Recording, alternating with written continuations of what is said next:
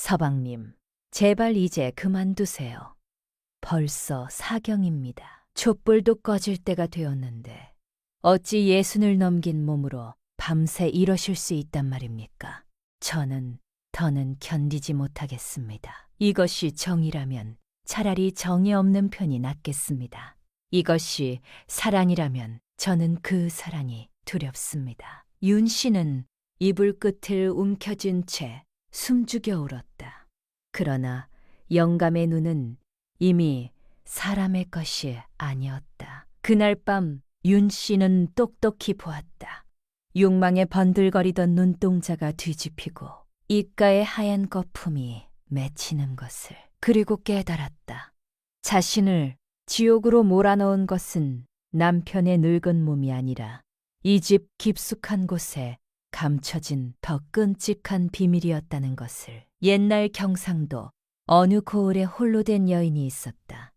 성은 윤 씨여, 나이는 46. 남편을 여일지 어느덧 7년이 지났건만 세상은 호러미에게 너그럽지 않았다. 바깥 양반이 알다 세상을 뜨면서 남긴 것은 집 한 칸과 약방 외상 장부 가득한 빚뿐이었다. 저작거리에 나가 바느질 빚을 받아봤자 빚톡촉을 막기에는 턱없이 부족하였다.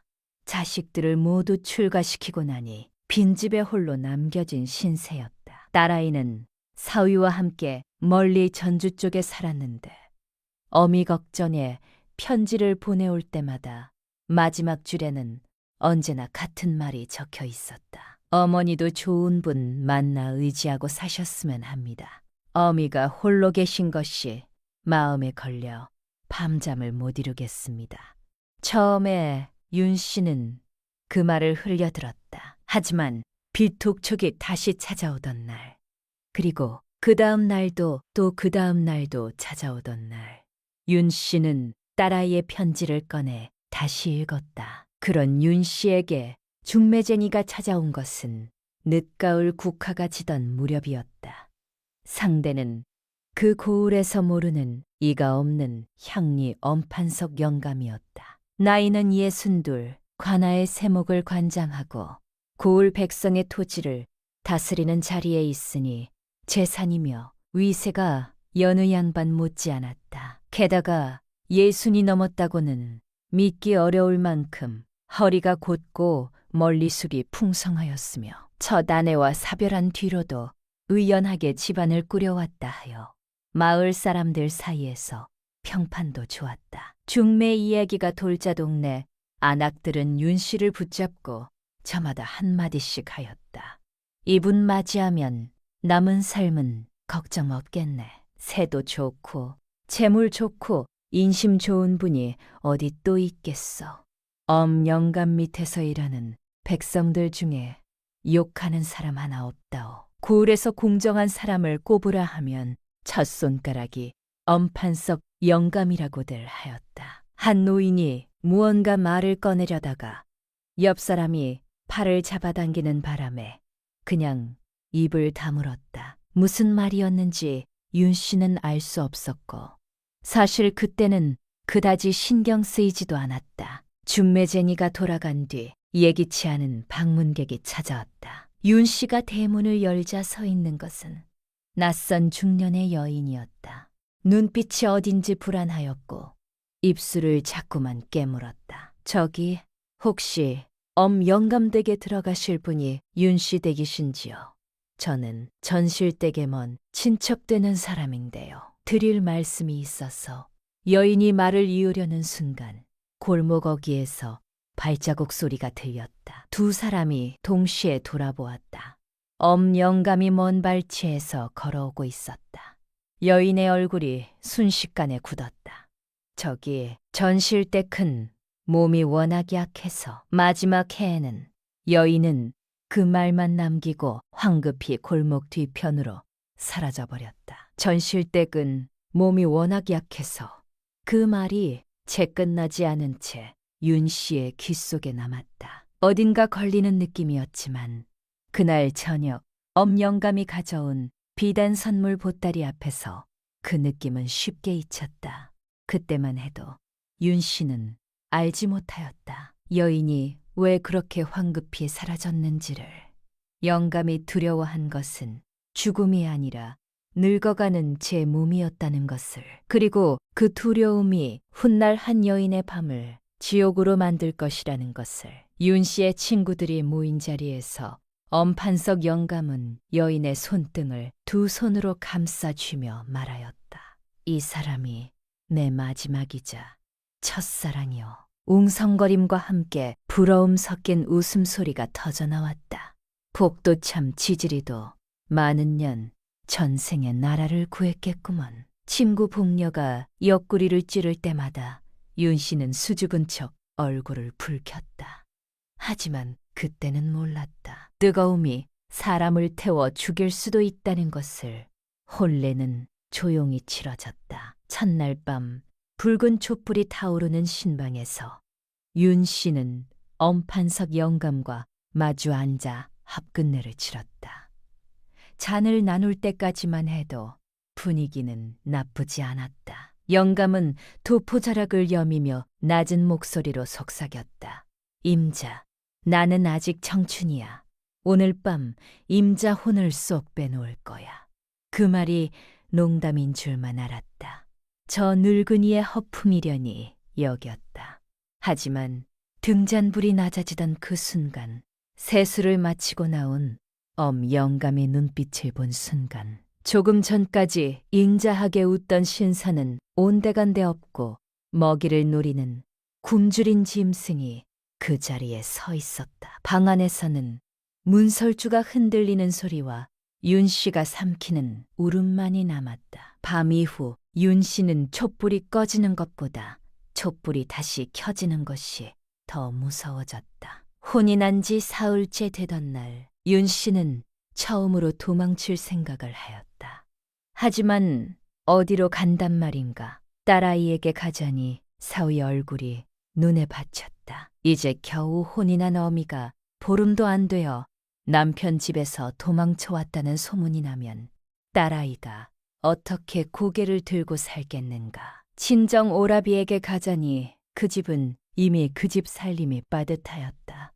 결국 윤 씨는 그날도 그 방으로 돌아갔다. 발걸음이 납덩이처럼 무거웠다.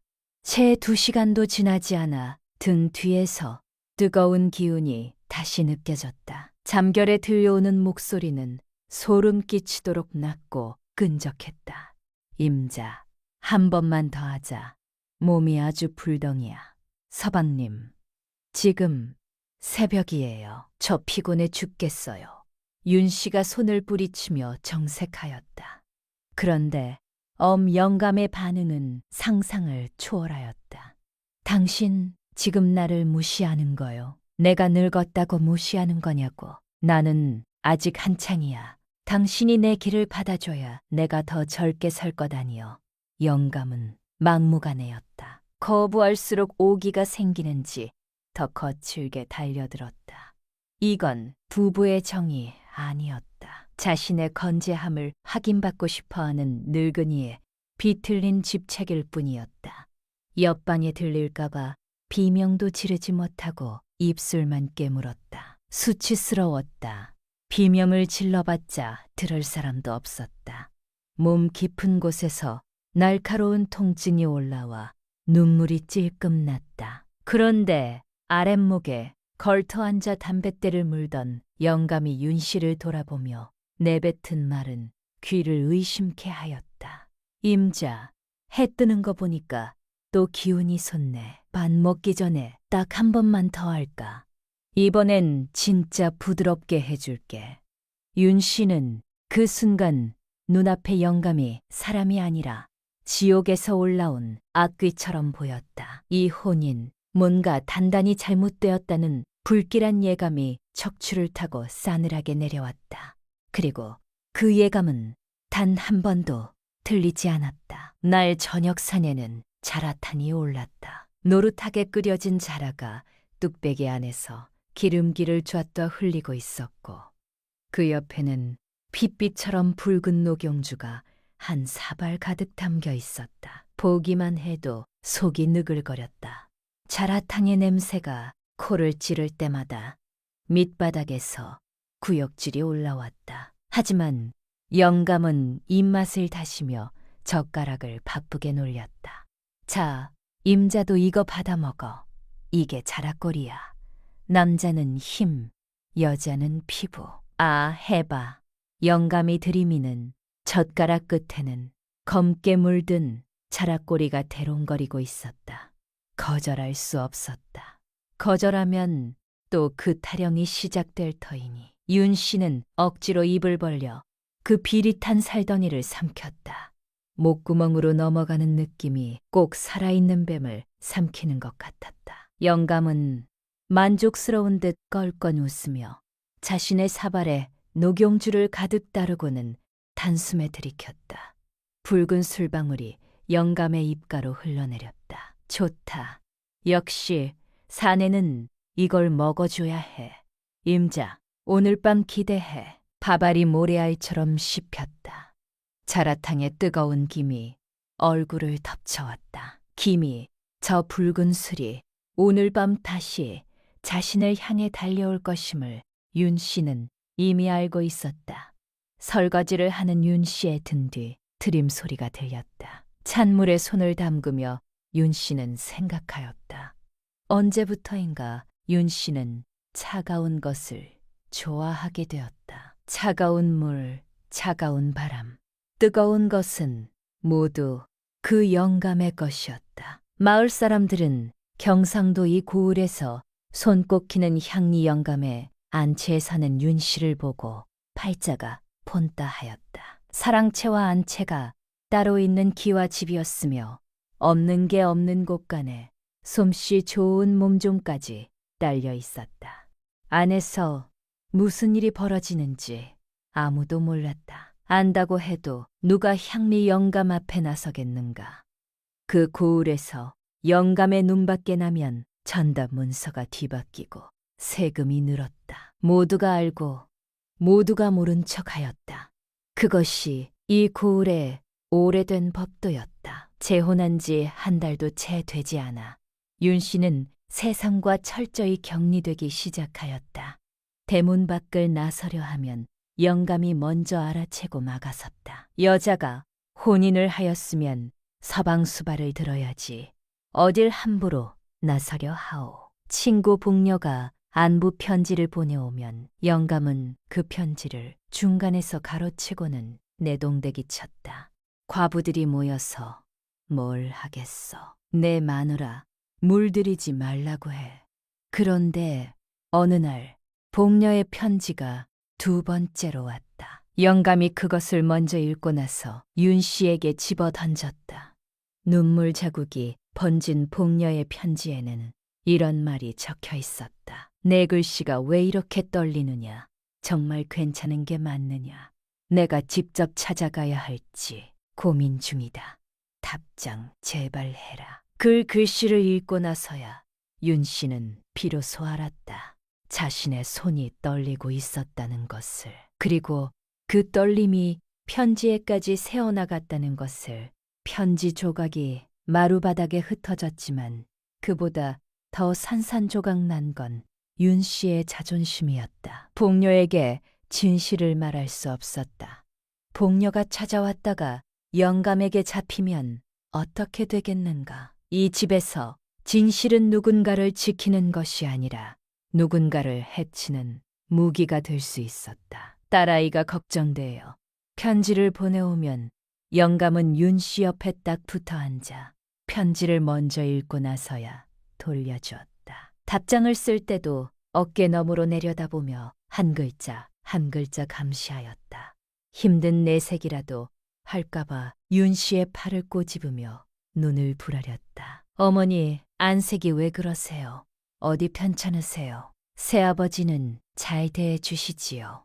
잘 대해주시고 말고 어미는 너무 행복하다. 걱정 말거라. 진말을 하는 윤 씨의 손끝이 파르르 떨렸다. 편지를 봉하고 나자 영감은 만족한 듯 웃으며 윤 씨의 어깨를 감싸 안았다. 그래, 그렇게 써야지. 임자, 나는 당신이 내 눈 밖에 나가면 불안해서 미칠 것 같소. 당신이 어디서 뭘 하는지 내가 다 알아야 직성이 풀려. 이게 다 당신을 너무 사랑해서 그러는 거야. 알지? 머칠이 쌓여 열흘이 되고 열흘이 쌓여 달포가 되었다. 밥을 짓고 영감을 섬기고 방으로 끌려가는 그 반복이 이어지는 동안 윤 씨는 스스로 뭔가 달라지고 있다는 것을 느꼈다. 몸이 굳어가는 것이 아니었다. 마음이 굳어가는 것이었다. 처음에는 울었다. 그 다음에는 울지 못했다. 그리고 지금은 울지 않았다. 울어도 아무것도 달라지지 않는다는 것을 배웠기 때문이 아니라 이제는 무엇을 위해 울어야 하는지조차 잊어버렸기 때문이었다. 자신이 이 집에서 완전히 혼자라는 것을 실감한 것은 그로부터 얼마 뒤의 일이었다. 고을에서 엄판석의 허락 없이 길을 떠나는 것은 쉬운 일이 아니었다. 나루터에는 그의 사람, 장터에는 그의 사람이 있었다. 윤 씨가 어느 길로 나가든 그 소식은 먼저 영감의 귀에 들어갈 터였다.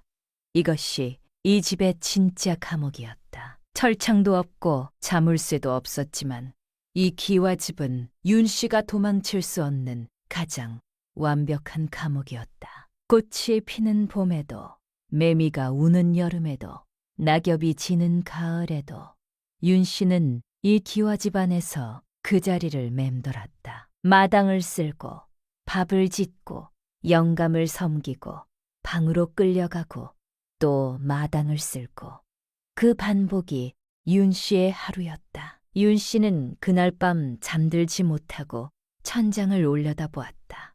남편이 없던 10년 동안은 적어도 내 것이었던 이 어둠이 이제는 남의 것이 되어버렸다. 이불을 덮어도 춥고 이불을 걷어도 춥고 몸이 아닌 영혼이 얼어붙는 그런 추위였다. 영감의 곁에서 그 자라탕의 기름 냄새 속에서 그 녹용주의 붉은 김 속에서 어떻게든 살아남아야 했다. 영감은 하루 종일 윤 씨를 졸졸 따라다녔다.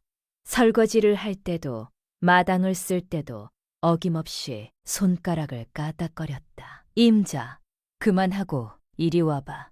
아니, 서방님, 지금 대낮이에요. 낮에 무슨 밤문 닫으면 밤이지. 얼른 와. 나 지금 급해. 영감의 목소리가 점점 낮게 깔리면 윤 씨는 알았다. 지금 당장 따르지 않으면 어린아이처럼 물건을 집어던지거나 행패를 부릴 것임을. 윤 씨는 쥐고 있던 빗자루를 힘없이 내려놓았다. 이 팔을 피하는 방법을 이 세상 어느 곳에서도 가르쳐주지 않았다. 을 사돈에게 구할 수도 없었다. 사돈과 향리 영감은 철마다 술상을 나누는 사이였다. 딸아이에게 편지를 쓸 수도 없었다. 영감이 읽기 전에 딸의 손에 닿을 편지는 이 집에서 존재하지 않았다. 윤 씨는 조용히 눈을 떴다. 어떻게든 살아남아야 했다. 살아남으면 길이 보일지도 몰랐다. 그리고 도살장에 끌려가는 소처럼 느릿느릿 안방으로 발걸음을 옮겼다. 철컥 대낮에 안방문이 잠기는 소리가 마치 윤 씨의 남은 인생이 영원히 갇히는 소리처럼 들렸다. 방 안에서는 꺼지지 않는 등잔불 하나만 남았고 윤 씨는 천장 석가래를 세는 것 외에는 이 고통을 잊을 방법이 없었다. 하나, 둘, 셋. 석가래가 몇 개인지 외웠다. 대들보의 나뭇결이 어떤 모양인지 외웠다. 그렇게 숫자를 세는 동안만큼은 윤 씨의 마음이 잠시 몸 밖으로 빠져나갈 수 있었다. 하지만 닫히는 방문, 꺼지지 않는 등잔, 밤마다 다시 살아나는 악몽. 그것들은 숫자를 아무리 세어도 사라지지 않았다. 아침에 눈을 뜨면 온몸이 두들겨 맞은 것처럼 욱신거렸다. 영감은 윤 씨를 때리지 않았다. 때리는 행위는 흔적을 남긴다. 관아 사람들이 볼 수도 있고 마을 사람들이 눈치챈 수도 있다. 영감은 그것을 알고 있었다. 그래서 흔적이 없는 방식을 택하였다. 흔적이 없는 고통, 눈에 보이지 않는 상처. 그것이 더 영리하고 더 잔인하고 더 오래 계속될 수 있었다. 몸 깊은 곳의 통증이 가시지 않아 제대로 걸을 수조차 없었다. 어느 날 아침 세수를 하러 물가에 섰을 때 윤 씨는 자신의 몸을 보고 비명을 지를 뻔하였다. 허벅지 안쪽과 팔뚝, 옆구리까지 시퍼런 멍자국들이 지도처럼 얼룩져 있었다. 영감이 흥분하여 꽉 쥐었던 손자국이 남긴 흔적이었다. 뒤간에 갈 때마다 칼로 베이는 듯한 통증에 식은땀이 흘렀다. 결국 영감이 관아에 나간 틈을 타 윤 씨는 도둑고양이처럼 몰래 집을 빠져나왔다. 목적지는 마을 어귀의 의녀댁이었다. 골목을 빠져나오며 윤 씨는 아무도 보지 않기를 바랐다. 하지만 바라는 것이 모두 이루어지지는 않는 법이었다. 우물가에서 빨래를 하던 정시댕이 윤 씨의 뒷모습을 눈여겨보았다. 정시댕의 작은 귓속말은 그날 안으로 관아까지 흘러들어갔다. 향리 엄판석의 눈과 귀는 고을 곳곳에 박혀 있었다. 의녀댁의 방에는 해산이 임박한 젊은 아낫들과 가시집온 새댁들이 앉아 웃고 있었다. 그 사이에서 오랜 세월 홀로 살아온 윤 씨가 그것도 엉거주춤한 자세로 앉아있는 모습이 스스로 너무나 초라하고 부끄러웠다. 윤 씨 댁, 들어오세요. 의녀댁의 부름에 도살장에 끌려가는 심정으로 안으로 들어갔다. 어디가 불편해서 오셨어요. 저기 몸 깊은 곳이 따갑고 아파서요. 뒤간 볼 일도 힘들고. 의녀댁이 살피는 동안 윤 씨는 눈을 질끈 감았다. 잠시 후 의녀댁은 말을 잃었다. 한동안 아무 말도 하지 않고 그 자리에 멈추어 서 있었다. 그 눈빛이 어딘가 낯이 익었다. 10여 년 전 전실댁을 처음 보았을 때와 같은 눈빛이었다. 의녀댁은 더 이상 캐묻지 않고 약을 지어주었다. 하지만 약을 지으면서도 두 손이 잠깐 멈추었다. 전실댁을 처음 보았을 때가 떠올랐기 때문이다. 대도 이런 눈빛이었다.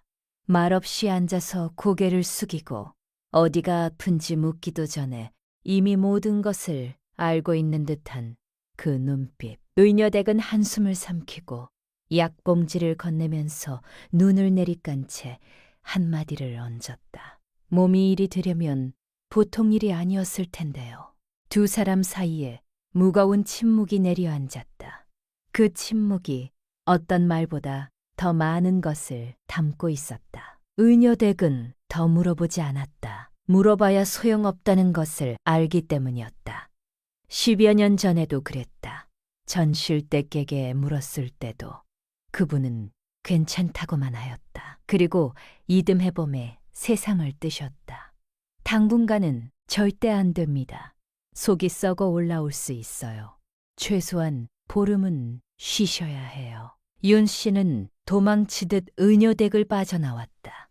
집으로 돌아오는 길 발걸음이 천근만근 무거웠다. 의녀댁은 보름은 쉬어야 한다 하였지만 과연 그게 가능할까? 오늘 밤에도 영감은 자라탕을 찾고 녹용주를 찾을 텐데 윤 씨는 골목 끝에서 잠시 멈추었다. 담벼락에 이마를 기댔다. 눈물은 나오지 않았다. 눈물도 말라버린 것 같았다. 하늘이시여, 이 여인이 무슨 죄를 지었단 말입니까? 어떻게 살라는 말씀입니까? 담벼락은 아무 말도 하지 않았다. 바람이 불어나겹 하나가 윤 씨의 발등 위에 내려앉았다. 그게 다였다. 윤 씨는 눈을 감았다가 떴다. 그리고 다시 걷기 시작하였다. 대문 앞에서 빗장을 들어 올리는 손이 덜덜 떨렸다. 문을 열고 들어서자 사랑채에 앉아있던 영감이 벌떡 일어나 윤 씨를 맞았다. 아직 관아에 있을 시간인데 벌써 돌아와 있었다. 임자, 어딜 갔다 왔어? 전갈도 없이 보고 싶어서 일찍 온 거요. 영감이 와랑윤 씨를 끌어안았다. 그의 팔이 허리를 조여오자 아까 의녀댁에서 느꼈던 통증이 다시금 아랫배를 찌릿하게 울렸다. 닫히는 방문, 꺼지지 않는 등잔. 오늘 밤도 피할 수 없을 것 같았다. 날밤 영감은 윤 씨의 거절을 기어이 꺾고야 말았다. 오히려 윤 씨가 의녀댁을 다녀왔다는 사실이 영감의 의처증에 불을 질렀다. 의녀댁은 왜 갔어? 혹시 딴 놈이랑 놀아나다 몸이 탈난 거 아니야? 영감은 달려들었다. 아프다고 제발 그만하라고 울며 매달렸지만 그는 윤 씨의 눈물을 아무것도 아닌 것처럼 여겼다. 서방님, 제발 의녀대기 보름은 쉬어야 한다 하였어요. 저 정말 아파요. 피가 나는 거 안 보여요. 윤 씨가 울먹이며 호소하자 영감이 동작을 멈추고 내려다보았다. 어둠 속에서 번들거리는 그 눈빛에는 미안함이 아닌 섬뜩한 광기가 가득 차 있었다. 약해 빠져서 전실대큰 안 그랬는데 당신은 왜 이리 몸이 부실해? 보약이라도 한제 지어 먹여야겠구먼. 알았어. 오늘은 여기까지만 봐주겠어. 대신 내일은 각오해. 영감은 아쉽다는 듯 입맛을 다시며 돌아누웠다. 이내 드르렁드르렁 코를 골며 깊은 잠에 빠져들었다. 그리고 그날부터였다. 윤 씨는 헤아리기 시작하였다. 새벽 닭이 울기도 전 이른 아침에 한 번, 점심때 또 한 번, 저녁 밥상을 물린 뒤 또 한 번, 밤 깊어 잠자리에 들며 또 한 번, 모두가 잠든 삼경에 다시 한 번, 하루에 5번. 이건 사람이 할 짓이 아니었다. 윤 씨의 몸은 이미 감각을 잃어 모든 것이 끔찍한 고문처럼 여겨졌다. 천장 석가래를 세는 것으로도 모자랄 때는 마당에 기회장을 세웠다. 처마 끝에 매달린 물방울을 세었다. 그렇게 숫자를 세는 동안만큼은 윤 씨의 마음이 잠시 몸 밖으로 빠져나갈 수 있었다. 하지만 그것도 이제는 지쳐버렸다. 숫자가 다 떨어졌다. 셀 것이 더 이상 남아있지 않았다. 하루하루가 흘러갔다. 며칠이 쌓여 열흘이 되었고 열흘이 쌓여 한 달이 되었다. 윤 씨의 몸은 점점 더 말라갔고 눈빛은 점점 더 흐려졌다. 이 집에 처음 들어올 때 입었던 비단 치마는 이제 허리가 두 뼘은 남아도는 것 같았다. 아침마다 거울 앞에 서는 것이 두려웠다. 거울 속에서 자신이 전실댁과 닮아가고 있는 것 같았으니까 마지막 해에는 그 말이 자꾸 떠올랐다. 윤 씨는 그때마다 이를 악물었다. 나는 다르다. 반드시 살아서 이 집의 비밀을 보아야 한다. 밥을 먹을 때도 마당을 쓸 때도 영감의 눈은 항상 윤 씨를 쫓았다. 눈길이 닿는 곳마다 소름이 돋았다. 영감의 눈은 사랑하는 사람을 바라보는 눈이 아니었다. 소유한 물건을 확인하는 눈이었다. 아직 있는가? 아직 내 것인가? 그 눈빛이 때로는 영감이 자는 척하면서도 눈꺼풀 틈으로 새어나오는 것 같았다. 날밤 역시 영감의 코 고는 소리가 규칙적으로 울리더니 어둠 속에서 뜨거운 기운이 또다시 느껴졌다. 한밤중이었다. 영감이 또 깨어났다. 윤 씨는 잠든 척 눈을 감고 있었다. 그 순간 문득 그 여인의 말이 떠올랐다. 전실댁은 몸이 워낙 약해서 마지막 해에는 그 말이 이제야 완전히 이해되었다. 몸이 더 이상 감당하지 못하게 되는 그 해. 윤 씨는 눈을 감은 채 이를 악물었다. 나는 다르다. 반드시 여기서 살아나간다. 모두가 잠든 삼경에 안방은 고요하였다. 아직 영감이 깨어나지 않은 이 짧은 시간이 윤 씨에게는 하루 중 유일하게 자신의 시간이었다. 윤 씨는 눈을 뜬 채 찬장을 바라보았다. 석가래가 어둠 속에 묻혀 몇 개인지 보이지 않았다. 세지 않아도 되는 시간이었다. 이 집에 처음 들어왔을 때와 지금 자신이 얼마나 달라졌는지 생각해 보았다. 딸아이의 편지에 행복하다고 썼던 그 손이 지금은 뒤간 문손잡이를 잡는 것조차 두려웠다. 전실댁. 영감의 입에서 처음으로 나온 전실댁 이야기. 그분은 어찌 이 끔찍한 지옥을 견뎌냈을까? 아니, 견뎌내기는 한 걸까?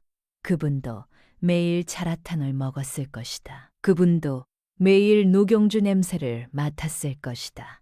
그분도 이 안방에서 이 문설주가 흔들리는 소리를 들었을 것이다. 그리고 마지막 해에는 전실댁은 몸이 워낙 약해서 마지막 해에는 그 말 뒤에 무슨 일이 있었는지 윤 씨는 이제 물어볼 필요가 없었다. 문득 안방 구석에 놓인 낡은 자개암이 눈에 들어왔다. 영감이 평소에 절대 열어보지 못하게 하던 늘 구리 자물쇠로 굳게 잠겨있던 그 자개암. 영감의 코 고는 소리가 규칙적으로 들려오는 것을 확인한 윤 씨는 홀린 듯 자리에서 일어났다. 열쇠는 의외로 가까운 곳에 있었다. 영감이 벗어던진 바지 주머니. 그 속에서 짤끄랑 소리를 내며 나온 작은 열쇠 뭉치를 쥐는 순간 손의 식은땀이 흥건하게 배어나왔다. 이 열쇠를 영감이 얼마나 소중히 여겼던가. 목욕을 할 때도 잠을 잘 때도 반드시 주머니에 넣어두었던 것을 윤 씨는 알고 있었다. 윤 씨는 숨소리조차 죽인 채 살금살금 자개암 앞으로 기어갔다. 기익하는 작은 경첩 소리에도 화들짝 놀라 영감 쪽을 돌아보았다. 다행히 그는 세상 모르고 잠에 취해 있었다. 달칵 열쇠가 돌아가고 굳게 닫혀있던 자개암이 열렸다. 그 순간 코를 찌르는 매캐한 냄새가 훅 풍겨왔다. 전단문서, 귀중품, 그런 건 없었다. 자개암 안을 가득 채우고 있는 건 정체불명의 질그릇들이었다. 상표도 없는 그릇마다 새까만 환약들이 담겨 있었고 기름종이에 돌돌 말린 처방전 쪼가리들이 가득 들어차 있었다. 어느 약방에도 내놓지 못할 비방 처방들이었다. 음양과 부자, 사향, 천홍, 한눈에 봐도 정력을 돋우는 데 쓰는 독한 약재들이었다. 특히 부자는 잘못 쓰면 심장을 먹게 하는 독이라는 것을 윤 씨는 어렴풋이 알고 있었다. 옆에는 기름종이에 쌓인 검은 고약 덩어리들과 말린 약재, 다발들이 쌓여 있었다.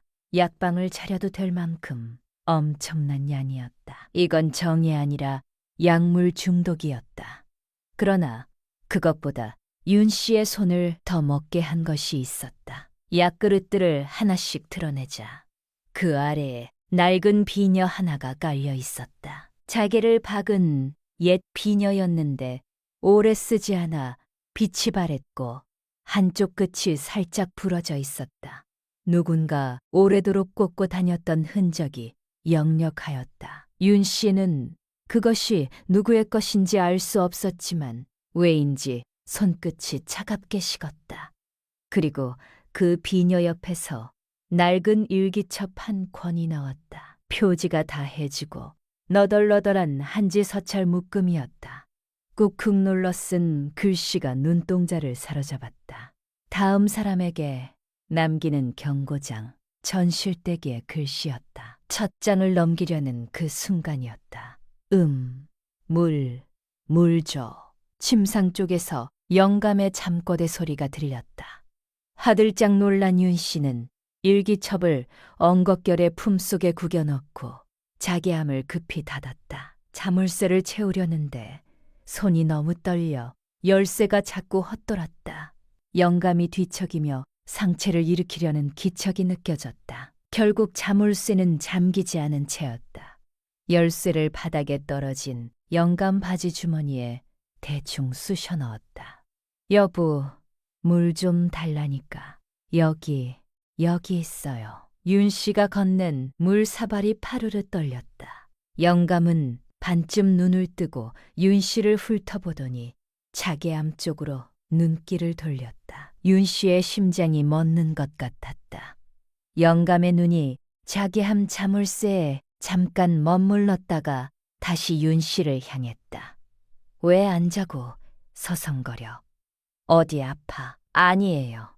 갑자기 열이 확 올라서요. 영감은 물을 단숨에 들이켜고 다시 누웠다. 하지만 그날 밤 윤 씨는 뜬 눈으로 앉아 있었다. 자물쇠가 잠기지 않았다는 사실이, 일기첩의 첫 장조차 읽지 못했다는 사실이 머릿속을 떠나지 않았다. 만약 영감이 새벽에 일어나 자개암을 열어본다면 어떻게 될까? 자물쇠가 잠기지 않은 것을 발견한다면 윤 씨는 이불을 꽉 쥐었다. 숨소리조차 잦게 내었다. 영감이 뒤척일 때마다 심장이 한 박자씩 멎는 것 같았다. 그렇게 밤이 지나갔다. 밤이 너무 길었다. 다음 날 아침 영감이 관하로 나가는 소리가 들렸다. 평소보다 일찍이었다. 자개암 쪽을 한번 돌아보고 가는 것 같기도 했다. 영감이 완전히 사라진 것을 확인한 윤 씨는 뒤간문을 걸어 잠그고 떨리는 손으로 품속에 일기첩을 꺼냈다. 페이지마다 상상을 초월하는 끔찍한 진실들이 ቁ꾹 눌러 쓴 글씨로 빽빽하게 박혀 있었다. 도망치세요. 이 글을 읽는 이가 누구든 이 글을 손에 쥐는 순간 당장 이 집에서 나가세요. 이 집에서 밤을 더 넘기지 마세요. 이 사람은 서방이 아닙니다. 늙어가는 제 몸을 두려워하여 여인의 몸으로 시간을 붙잡으려는 사람입니다. 그가 주는 탕과 술을 믿지 마세요. 그 안에는 사람의 정신을 흐리게 하는 이야기 들어 있습니다. 나는 그것을 너무 늦게 알았습니다. 그리고 뒷장을 넘기는 순간 손가락이 마비된 듯 움직이지 않았다. 인간이 마시는 자라탕과 녹용주에만 약을 타는 게 아니었어요. 내가 마시는 물, 내가 먹는 국에도 그 약을 탔어요. 짐승을 붙일 때나 쓰는 독한 약. 그걸 먹여서 내가 거부하지 못하게 내 몸이 제멋대로 달아오르게 만든 거였어요. 나는 사람이 아니었어요. 그 사람의 욕망을 채우는 살아있는 재물이었어요. 일기첩의 마지막 장에는 이런 말이 적혀 있었다. 살아서 나가세요. 나는 못했지만 당신은 반드시. 그 글씨가 끝나는 곳에 잉크 방울이 번져 있었다. 눈물이었을 것이다. 마지막 글씨를 쓰던 그 순간 전실댁도 이 뒤간에 앉아 있었을지 모른다는 생각이 들었다. 이 집에서 이 고요한 새벽에 이렇게 아무도 모르게 혼자 울면서 윤 씨는 그 번진 잉크 방울을 손가락으로 한번 짚었다. 차갑고 오래된 한지의 감촉이 전해졌다. 윤 씨는 속적삼 소매로 입을 틀어막았다. 울기에는 너무 지쳐 있었다. 눈물이 나오지 않았다. 그냥 멍하게 앉아서 한동안 한 점을 응시하였다. 그리고 품속에서 일기첩을 조심스럽게 감추었다. 부엌으로 나갔다. 영감이 아침마다 내미는 탕 한 사발이 어김없이 데워져 있었다. 윤 씨는 마시는 척하다가 뒤뜰 감나무 아래에 몰래 쏟았다. 잠시 뒤 그 물을 쪼아 먹던 닭 한 마리가 비틀거리다 주저앉았다. 버둥거리던 날개가 곧 축 늘어졌다. 윤 씨는 그제야 전실댁께 그리 거짓이 아님을 알았다. 한참을 그 자리에 서서 닭을 내려다보았다. 이미 알고 있었지만 이제는 눈으로 보았다. 그리고 깨달았다. 자신도 지금껏 그 물을 마시고 그 국을 먹어왔다는 것을. 몸이 축 늘어지던 그 아침들이, 거부하고 싶은 마음과 달리 몸이 달아오르던 그 밤들이 모두 이 약 때문이었던 것이다. 바로 그때 사랑채 쪽에서 낯선 발소리가 들렸다. 마당을 가로질러 걸어오는 것은 40대로 보이는 낯선 사내였다. 눈매가 엄판석 영감과 닮았고 턱선이 각졌다. 영감의 맏아들이었다. 전실댁이 낳은 아들로 다른 고을에서 관직을 하다 오랜만에 아버지를 찾아온 것이었다. 윤 씨는 재빠르게 아무 일도 없었다는 듯 마당으로 나왔다. 손이 떨리지 않으려 두 손을 앞서 속에 모아쥐었다. 어서 오세요. 맏아들은 윤 씨를 위아래로 훑어보며 대답하였다. 네, 오랜만에 찾아왔습니다. 새어머니, 두 사람 사이에 짧은 침묵이 흘렀다. 맏아들의 눈이 윤 씨의 치마 쪽에 잠깐 머물렀다. 그러더니 시선을 거두며 낮은 목소리로 말하였다. 저기, 새어머니, 그 자괴함은 어머니께서도 생전에 가까이 하지 말라 하셨습니다. 그 말이 끝나기도 전에 맏아들은 시선을 돌렸다. 더 이상 말하지 않았다. 윤 씨도 묻지 않았다. 두 사람 모두 알고 있었다. 그리고 두 사람 모두 더 이상 묻지 않기로 한 것이었다. 아버지는 언제 들어오시지요? 해질 무렵에 돌아오실 거예요. 안에서 기다리시지요. 맏아들이 사랑채로 들어가고 나서야 윤 씨는 마당 귀퉁이에서 잠시 숨을 고르았다. 저 사람도 알고 있는 것이다. 아버지가 어떤 사람인지, 어머니가 왜 그렇게 몸이 약해졌는지, 그리고 지금 새어머니에게 무슨 일이 벌어지고 있는지, 그러면서도 말하지 않는 것이다. 말할 수 없는 것인지 말하지 않으려는 것인지는 알 수 없었다. 다만 그 자괴함에 대한 경고를 건넨 것으로 그는 자신이 할 수 있는 전부를 한 것 같았다. 윤 씨는 내내 웃음을 잃지 않았다. 방금 읽은 글씨들이 눈앞에서 아른거리는 동안에도, 손끝이 얼음장처럼 차가운 동안에도 단 한 번도 웃음을 잃지 않았다. 맏아들이 돌아간 뒤 윤 씨는 더 이상 지체할 수 없었다. 이불 속 깊이 숨겨둔 비상금을 꺼내고 간단한 옷 몇 가지를 보따리에 쑤셔 넣었다. 지금 당장 고을 밖으로 나가서 딸아이에게 달려가야겠다고 생각하였다. 손이 빨랐다. 그러나 마음이 더 빨랐다. 딸아이의 얼굴이 떠올랐다. 전주 쪽에 있는 딸아이에게 닿으면 된다. 거기까지만 가면 된다. 딸아이는 어미가 어떤 상태인지 알 것이다. 복녀의 두 번째 편지에서 이미 윤 씨의 손이 떨리고 있음을 알아챘을 것이다. 집신을 신고 대문을 열려는 찰나, 삥걱대문 빗장 소리가 들렸다. 심장이 멎는 것 같았다. 이 시간에 올 리가 없는데 대문이 열리고 영감이 서 있었다. 한 손에는 검은 보자기를, 다른 한 손에는 말 곱비를 쥔 채였다. 그의 시선이 윤 씨의 어깨에 맨보따리에 꽂혔다. 영감은 보따리를 보면서도 한동안 아무 말이 없었다. 오히려 웃었다. 그 웃음이 윤 씨에게는 호통보다 더 무서웠다. 임자, 어디가? 장 보러 가? 근데 보따리가 좀 크네. 아, 네. 그게 장터에 건어물 좀 사러 가려고. 장터는 무슨. 잘 됐네. 나랑 통했어. 안 그래도 오늘 바람이나 쐬러 가자고 하려던 참인데. 임자, 우리 여행 가자. 영감이 한 걸음 다가왔다. 그에게서 훅 끼쳐오는 냄새는 자괴함 속에 역한 양 냄새와 똑같았다. 오늘 출발 전에 그 검은 환약을 삼켰을 것이다. 눈빛이 이미 달랐다. 눈빛은 사랑하는 여인을 바라보는 눈빛이 아니었다. 오늘 밤을 위한 너기를 확인하는 눈빛이었다. 윤 씨는 뒷걸음질을 쳤지만 등 뒤는 이미 대문이었다. 왜 그래? 설마 나 몰래 도망이라도 가려던 건 아니지? 은혜도 모르는 짐승처럼. 영감의 눈빛이 싸늘하게 빛났다. 영감은 윤 씨의 보따리 끈을 꽉 움켜쥐었다. 옷가지들이 쏟아졌다. 그 사이로 비상금 돈 몇 냉이 굴러 떨어졌다. 영감이 그것을 보았다. 두 사람의 시선이 그 돈 위에 동시에 멈추었다. 영감이 돈을 주워 주머니에 넣었다. 그리고 말하였다. 이런 짓 2번 다시 하지 마. 가자. 비가 억수같이 쏟아지는 산길이었다.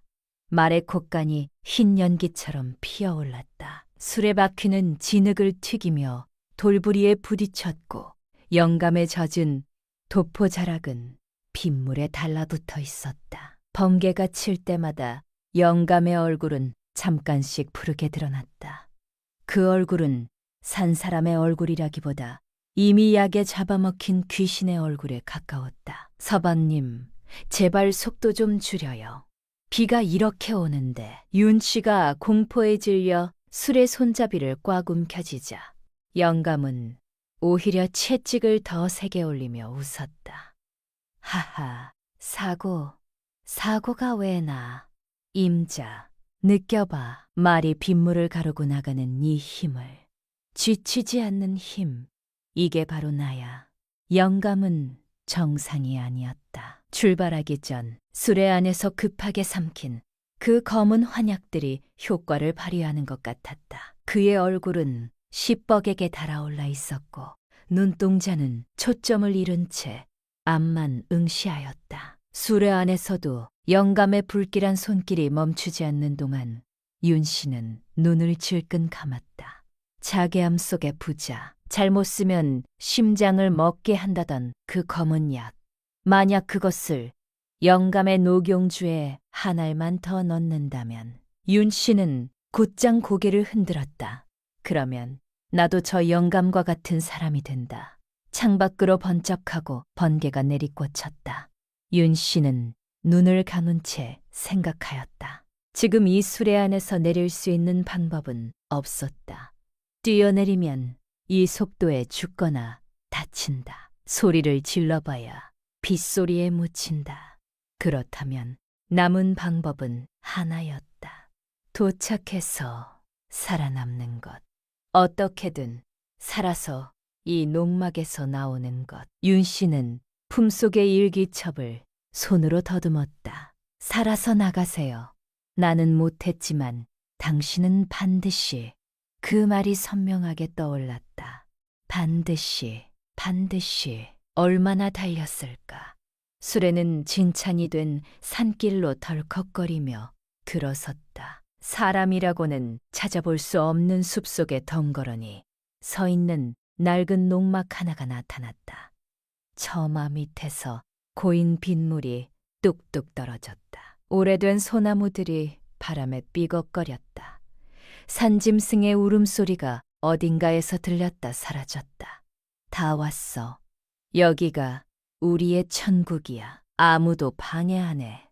소리 질러도 아무도 안 와. 영감이 말을 세우자 세상은 오직 빗소리와 영감의 거친 숨소리만 남았다. 수레에서 내리자 습한 공기와 함께 죽음의 그림자가 윤 씨를 덮쳤다. 농막문을 열자마자 퀴퀴한 곰팡이 냄새가 훅 끼쳐왔다. 빗물이 스며든 나무 바닥은 삐걱거렸고 벽 한쪽에 걸린 녹슨 낫이 번개빛에 번뜩였다. 창문 틈으로 빗물이 새어들고 있었다. 뚝뚝 규칙적으로 떨어지는 물소리가 윤 씨의 귀 속에 박혔다. 이 세상에 그 영감 혼자 남겨진 것 같은 고요함이었다. 아무도 찾아오지 않는 곳, 소리 질러도 들릴 리 없는 곳. 영감이 그렇게 말하지 않았던가. 아무도 방해 안 해. 소리 질러도 아무도 안 와. 그 말이 이제서야 공포로 다가왔다. 윤 씨는 이 순간 자신이 그 영감의 세계에서 존재하지 않는다는 것을 알았다. 그저 하룻밤 피워올리고 버릴 연료일 뿐이었다. 영감은 짐을 내려놓지도 않고 윤 씨를 마루 쪽으로 밀어붙였다. 차가운 나무 바닥에 등이 닿자 비명이 터져나왔지만 천둥 소리에 묻혀 공허하게 흩어졌다. 서방님, 짐이라도 좀 풀고 옷이라도 갈아입고 해요. 너무 추워요. 추운 게 대수야? 지금 내 몸이 이렇게 불타는데 이리 와. 내가 오늘을 위해 특별한 걸 가져왔어. 영감은 품에서 꼬깃꼬깃한 기름종이에 쌓인 무언가를 꺼냈다. 새까만 환약 두 알이었다. 부자와 사향으로 빚은 것이었다. 잘못 쓰면 사람을 잡는다는 바로 그것이었다. 그것을 윤 씨의 입에 억지로 밀어넣으려 하였다. 이게 뭐야? 안 먹을 거예요. 이러지 마요. 먹어. 같이 기분 좋아지자는 건데 왜 안 먹어? 윤 씨는 있는 힘껏 고개를 돌려 영감의 손을 깨물었다. 아, 이 역현내가 진짜. 영감이 비명을 지르며 뒤로 물러난 틈을 타 윤 씨는 엉금엉금 기어서 방문 쪽으로 도망쳤다. 하지만 곧 멀리채가 잡히고 말았다. 영감의 눈은 이미 뒤집혀 흰자위가 번득였고 입가에는 거품이 맺혀 있었다. 사람이 아니었다. 욕망에 잡아먹힌 귀신이었다. 오늘 밤이 지나면 너도 다시는 도망갈 생각을 못하게 될 것이다. 이 산속에서 내 편은 아무도 없다. 하늘도 사람도 내 딸도. 우르릉쾅 창밖에서 번개가 내리꽂히는 순간 영감이 윤 씨의 목을 조여왔다. 숨이 막혀왔다. 눈앞이 하얘지고 이대로 죽는구나 싶었다. 그런데 바로 그때였다. 흑 윤 씨의 목을 조르던 영감의 소나기 힘이 갑자기 풀렸다. 동시에 영감의 몸이 경련하듯 펄떡거리더니 가슴을 쥐어뜯으며 옆으로 픽 꾸꾸라졌다. 윤 씨가 손을 쓰기도 전에 하늘은 이미 그 사내의 몸 안에 심판을 심어두고 있었다. 그가 삼킨 약이, 그가 믿었던 힘이 그를 제일 먼저 배반하였다. 예순의 심장은 그 많은 독을 더 이상 감당하지 못하였다. 늙어가는 몸을 부정하려 했던 탐욕이 결국 그 몸을 스스로 무너뜨렸다. 윤 씨는 콜록거리며 숨을 몰아쉬다가 바닥에 쓰러진 영감을 내려다보았다. 장난인가? 또 겁주려는 연기인가? 일어나요. 장난치지 말고 일어나라고요. 하지만 영감은 대답이 없었다. 입에서 꺽꺽하는 기괴한 소리만 새어나올 뿐이었다. 바르르 떨리는 그의 손이 허공을 휘젓고 있었다. 죽으면 끝이었다. 너무 쉬운 끝이었다. 전실댁이 겪은 밤들, 자신이 견딘 밤들, 그 모든 것이 한 번의 죽음으로 묻혀버릴 수는 없었다. 윤 씨는 두 손가락으로 영감의 인중혈을 힘껏 눌렀다. 한의서에서 읽었던 대로 의식을 잃은 사람을 깨울 때 눌러야 하는 자리, 꽉 더 꽉 손톱이 하얗게 변할 때까지 아무 반응이 없었다. 윤 씨는 멈추지 않았다. 이상한 일이었다. 조금 전까지 자신을 죽이려 했던 사람을 살리려고 이 손이 움직이고 있었다. 하지만 손은 멈추지 않았다. 이 사람이 살아야 진정한 끝이 온다는 것을 손이 먼저 알고 있었다. 영감의 입에서 꺽하는 소리가 났다. 가슴이 다시 작게 오르내리기 시작했다. 살려주세요. 여기 사람 죽어요. 누구 없어요. 윤 씨는 비명을 지르며 농막 밖으로 뛰쳐나갔다. 빗속에서 목이 터져라 사람을 불렀다. 빗물이 얼굴을 타고 흘러내렸다. 멀리 산 아래 임가에서 불빛 하나가 흔들렸다. 창밖의 빗소리는 마치 영감의 말로를 비웃듯 더욱 거세게 농막 지붕을 두드렸다. 그날 밤 산을 울리는 고함 소리에 인근 농부들이 달려왔다. 엄판석 영감은 간신히 목숨을 건졌지만 의원은 고개를 저으며 말하였다. 독한 비약이 신맥을 치고 멀리까지 상하게 하였으니 예전처럼 돌아오기는 어려울 것이라 하였다. 화려하였던 향리 엄판석 영감의 인생은 그날 밤 비 내리는 산속 농막에서 끝이 났다. 그리고 반년이 지난 지금 엄판석 영감의 안채 풍경은 완전히 달라졌다. 안방 한켠에는 몸 하나 제 뜻대로 가눌 수 없는 노인이 자리에 누워 있었다. 여보, 밥 먹어야지. 아, 해봐. 오늘은 당신 좋아하는 자라죽 쏘았어. 윤 씨가 숟가락을 들이밀자 영감은 초점 없는 눈동자를 굴리며 입을 벌였다. 하지만 근육이 마비되어 죽이 입가로 주르륵 흘러내렸다. 죽 한 숟가락은 목숨을 잇는 밥이었고 젖은 손수건은 죄를 닦는 찬이었다. 그러나 그 무엇도 영감의 과거를 지워주지는 못하였다. 밤마다 윤 씨를 향해 달려들었던 맹수는 이제 이빨 빠진 짐승이 되어 윤 씨의 처분만 기다리고 있었다. 마을 사람들은 윤 씨를 보고 열렬하 칭찬하였다. 반신불수된 서방님을 남의 손에 맡기지도 않고 지극정성으로 모신다고. 윤 씨는 그 칭찬을 들을 때마다 아무 말도 하지 않았다. 이건 사랑이 아니었다. 영감이 저지른 죄에 대한 가장 잔인하고도 긴 형벌이 집행되고 있는 것이었다. 이 구울에서 가장 두려운 향리 영감이었던 사람의 이제는 젓가락 하나 들지 못한 채 누군가가 입에 넣어주는 죽을 받아먹고 있었다. 관아를 주름잡으며 고을 사람들의 전답을 쥐고 흔들던 그 손이 이제는 이불 위에서 가늘게 떨리고 있었다. 권세도 재물도 그 어떤 것도 죽어가는 몸 하나는 붙들지 못하였다. 익숙한 솜씨로 이불을 걷어내고 영감의 상태를 살폈다. 묵직하였다. 예전 같았으면 수치스러워 죽으려 했을 테지만 지금 그는 저항할 힘조차 없었다. 윤 씨는 젖은 속천을 갈아내고 따뜻한 물수건으로 뒷수발을 들었다. 그동안 윤 씨의 손은 한 번도 떨리지 않았다. 그것이 가장 이상한 일이었다. 그 영감의 몸에 손을 대는 것이 이제는 두렵지 않았다. 이 손길이 공포가 아닌 형벌임을 알고 있었기 때문이었다.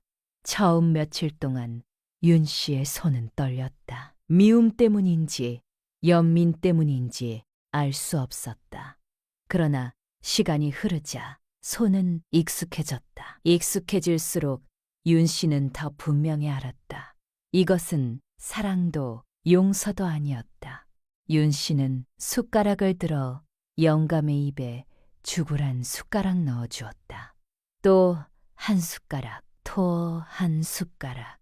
죽이 입가로 흘러내리면 손수건으로 닦아주고 또 한 숟가락. 이 집에서 영감이 가장 좋아하던 자라죽을 윤 씨의 손으로 먹이고 있었다.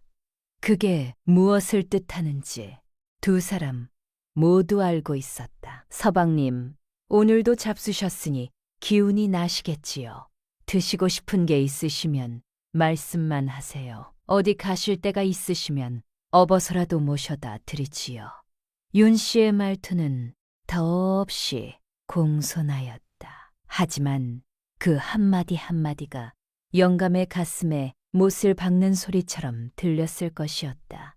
영감의 눈에서 눈물이 주르륵 흘러내려 귓바퀴를 적셨다. 눈물의 의미가 회한인지 아니면 여전히 식지 않은 무언가인지는 알 수 없었다. 맏아들도 찾아와 고개를 숙였다. 새어머니 덕분에 아버지가 살았습니다. 윤 씨는 그 말에 그저 조용히 고개를 끄덕였다. 맏아들이 돌아가기 전 사랑채 마루에서 잠깐 머뭇거렸다. 그러더니 마당 구석에 놓인 자개암을 향해 시선을 주었다. 그의 눈빛이 한 박자 흔들렸다. 어머니께서 생전에 가까이 하지 말라 하셨던 그것. 맏아들은 한동안 자개암을 바라보다가 물었다. 새어머니, 그 안에 낡은 비녀가 있지 않습니까? 자개 박힌 비녀. 윤 씨는 잠시 멈추었다가 고개를 끄덕였다. 맏아들의 눈이 먼 곳을 향하였다. 그것은 어머니의 것이었습니다. 혼례 때 하셨던 것이라 합니다. 두 사람 사이에 긴 침묵이 흘렀다. 침묵 속에서 모든 것이 말해졌다. 전실댁의 비녀가 왜 그 자개함 속에 그 검은 환약들 아래에 깔려 있었는지를 맏아들은 안다는 것을 안다는 듯, 그러나 더 이상 묻지 않는다는 듯 그냥 돌아섰다. 그리고 돌아가기 전 마지막으로 이렇게 말하였다. 어머니 고생이 많으십니다. 그 말이 전부였다. 하지만 그 말 안에 얼마나 많은 것이 담겨 있었는지 윤 씨는 알았다. 고생이 많으십니다. 아버지가 어떤 사람인지 안다는 말이었다. 전실댁이 어떻게 마지막 해를 보냈는지 짐작한다는 말이었다. 그리고 지금 윤 씨가 무엇을 하고 있는지도 안다는 말이었다. 맏아들이 돌아가고 나면 안채에는 다시 두 사람만 남았다. 죄를 지은 자와 그 죄를 매일 닦아주는 자. 그것이 이 집의 새로운 법도였다. 어느 날 오후 낯선 발소리가 대문 앞에서 멈추었다. 나이든 여인이었다. 눈빛이 어딘가 낯이 익었다. 혼례 전날 골목에서 말을 하다 사라졌던 그 여인이었다. 두 사람은 한동안 말없이 마주 보았다. 그러다 여인이 낮게 말하였다. 살아나오셨군요. 전실댁은 그러지 못했습니다. 그것이 전부였다. 여인의 눈에는 눈물이 없었다. 눈물도 이미 오래전에 다 마른 것 같았다. 여인은 더 이상 말하지 않고 돌아섰다. 윤 씨도 잡지 않았다. 그 짧은 말 하나가 오래도록 마당 위에 머물렀다. 살아나오셨군요. 그렇다. 윤 씨는 살아나왔다. 전실댁은 그러지 못하였다. 윤 씨는 마당 귀퉁이에 서서 감나무를 바라보았다. 지난 봄 닭이 쓰러졌던 그 감나무 아래의 흙은 이미 아무것도 기억하지 않는 듯 조용하였다. 밤이 깊었다. 영감은 잠들었고 윤 씨는 깨어 있었다. 하지만 이제 그 밤은 두렵지 않았다. 예전에는 영감이 잠들어도 2시간이 지나면 다시 깨어날까봐 숨을 죽였었다. 이제는 달랐다. 영감이 깨어나도 무릎 하나 혼자 구부릴 수 없었다. 윤 씨는 처음으로 밤을 온전히 자신의 것으로 가질 수 있었다. 이상한 일이었다. 이 집에서 가장 무서운 것이 여전히 이 방 안에 있는데도 무섭지 않았다. 무서움은 기다림에서 오는 것임을 윤 씨는 비로소 알았다. 그러던 어느 아침이었다. 윤 씨가 죽을 끓이고 들어왔을 때 안방 회벽에 무언가 쓰여 있었다. 영감이 밤새 손가락으로 긁어 쓴 것이었다. 단 한 글자였다. 윤 씨는 한참을 그 글자를 바라보았다. 획이 번진 탓에 2가지로 읽혔다. 미안하다는 것인지 아니면 더 해달라는 것인지. 영감의 눈이 벽과 윤 씨 사이를 오가며 떨렸다. 눈동자 안에서 무엇이 흔들리는지 윤 씨는 읽으려 하지 않았다. 알고 싶지 않았다. 윤 씨는 아무 말도 하지 않았다. 그냥 손수건을 적셔 그 글씨를 천천히 지웠다. 그리고 안방 구석에서 자개함을 꺼내왔다. 낡은 일기첩을 약그릇들 사이에서 꺼내어 그 안에 넣었다. 이번에는 영감의 약과 함께가 아니었다. 죄의 기록과 함께였다. 달칵 자물쇠가 잠겼다. 열쇠는 이제 윤 씨의 손에 있었다. 처음 이 집에 들어왔을 때 그 자물쇠는 영감의 바지 주머니에 있었다. 이 자개함의 비밀도 이 집의 비밀도 모두 영감의 손 안에 있었다. 그러나 이제는 달랐다. 자물쇠도 열쇠도 그 안의 기록도 모두 윤 씨의 것이었다. 윤 씨는 조용히 일어나 창문을 열었다. 봄바람이 마당으로 들어왔다. 마당 한쪽 매화나무에 꽃봉오리가 맺혀 있었다. 이 집에 들어온 뒤로 윤 씨는 한 번도 저 매화나무를 제대로 본 적이 없었다. 항상 고개를 숙이고 걸었으니까. 항상 영감의 눈치를 보며 다녔으니까. 윤 씨는 그 꽃봉오리를 한참 바라보았다. 내년에도 필 것이다. 그 다음 해에도 필 것이다. 그리고 그때도 자신은 이 집에 있을 것이다. 하지만 이제 그것이 두렵지 않았다. 창밖으로 봄 햇살이 마당 가득 쏟아지고 있었다. 비견 하늘이 참으로 눈부시게 맑았다. 이것이 욕망의 끝을 달렸던 한 사내의 비참한 말로이니라. 옛사람들이 이르기를 하늘은 스스로 심판하되 서두르지 않는다 하였다. 엄판석 영감은 자신의 탐욕이 만들어낸 약으로 스스로를 잡았고 윤 씨는 끝내 그 곁에 남아도 혹독한 형벌을 집행하였다. 이 고을 사람들은 오래도록 그 안채 이야기를 전하였다. 열녀라 불리는 여인이 매일 아침 자라죽을 끓여 서방님 입에 넣어드린다는 이야기를.